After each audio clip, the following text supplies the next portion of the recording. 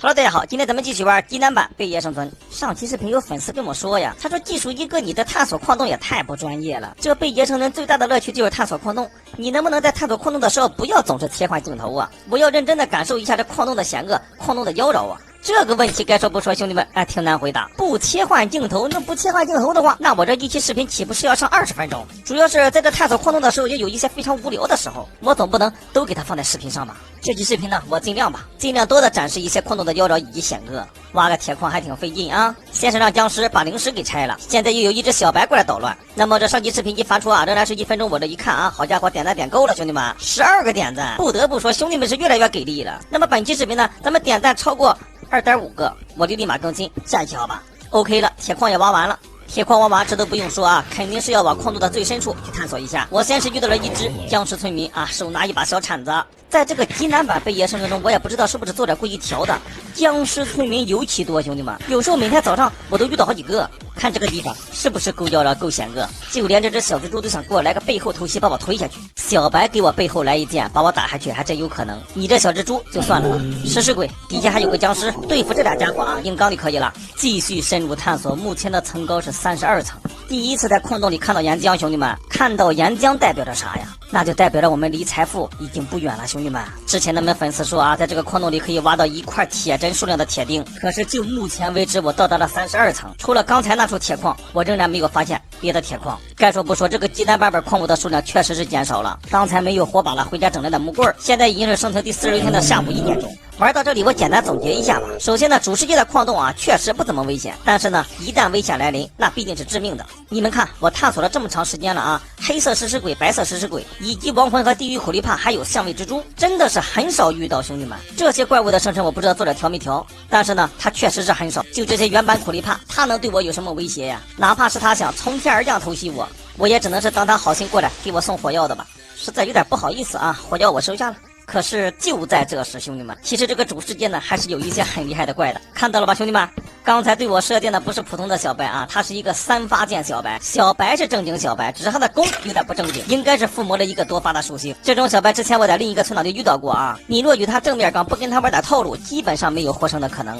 发现银矿了，仍然是没有发现铁矿，继续给他插火把。就这样又插到生存第46天晚上的8点钟。看我这个层数，兄弟们啊，仍然是37层。为啥探索了半天还在这么高？一会儿再说。在这里我也是第一次遇到了白色食尸鬼这种怪，我再重申一下啊，千万不要被他碰到，一旦被他碰到，他就会偷你的经验。随后而来的还有一只红色的巨大史莱姆。再次回到这个矿洞，我没记错的话啊，应该是当天的1点钟。那我这7个小时都干嘛了？为什么还在37层？就因为这个矿洞的分支实在是太多了。我真的很想向下探索，但是真的是做不到。不是我左边一个洞，就是头顶一个洞。眼瞅着刚回家拿的火把又快插完了，生存第47天凌晨，第一次发现金矿，兄弟们啊，我们使用铜镐就可以采集。然后凌晨1点又发现大量的银矿。你还别说，这个矿洞到目前为止，铁矿虽然没发现，银矿我还真挖到了不少。然后镜头一转来到生存第47天的中午11点，刚才我还说没有遇到地狱苦力怕，你看这不就来了吗？说到这个地狱苦力怕，在这个版本中威力那真是非常之大。今天就不给大家演示了啊，后期我一定让你们见识一下它的威力。打地狱苦力怕也非常好打，你就把它看成是一个正常的苦力怕，只要我们做到不让它爆炸，看到了吧？这样就拿下了。那么这个大矿洞探索到这里，总算是探索的差不多了。目前我的层数是25层，你们也看到了，底下还有一个大矿洞，只不过这底下有几个黑色史莱姆，我并不想探索。我先把这几个小分支都给它插上火把。到了10几层的位置，我们必须要有一个水桶了。刚才回家又修复了一下装备，制作了一个水桶。遇到岩浆，我们就给它浇灭。这样做的目的就是为了防止火元素。俗话说得好，富贵险中求啊！又连续探索了2天，兄弟们，终于是发现铁矿了。可是就目前来看，这个矿洞中的铁矿数量好像跟粉丝说的还多多少少有点不符。当然了，这也足以说明还有好多地方我并没有探索到。先把金矿给挖了。至于铁矿的这个位置好像还有点不太好，这个挖完以后还不直接掉下去了。对面这个位置我还没有点亮，这个时候可不能翻车啊，一定要谨慎一些。又稍微插了几根火把，这个铁矿我觉得还是先拿下吧。底下这个地方你早晚都得下去啊，兄弟们，掉下去就掉下去，一会儿我再一捡。说时迟那时快，我一个大跳就下来了。下来之后不敢耽搁，一桶水就把岩浆给它浇灭，抓紧时间插火把，沿着各个分支走，又发现一大片岩浆湖。这个岩浆湖底下还挺富有，看到铁矿了吧，兄弟们？你们没看到的话，我是看到了啊，有膀胱瞅一眼就看到了。生存第48天下午3点钟，2把镐子全挖爆。这次的收获呢也并不是很多，刚才发现的有几处铁矿我还没有挖，修复一下装备，准备再出发。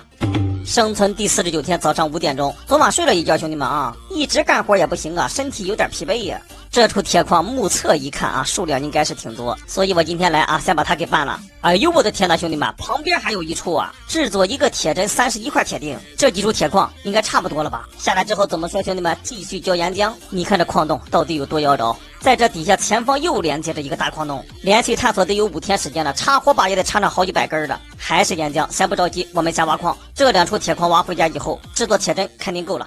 那么咱就说，这铁矿就在黑曜石上，这矿洞如此之危险，我们是不是该制作一个附魔台了？虽然玩这个存档截止到目前为止，我还没有遇到一只僵尸领主，我们完全可以先制作一个绿宝石附魔台，附魔一个银战斧，好来对付火元素。就这么办，挖完铁矿先回家。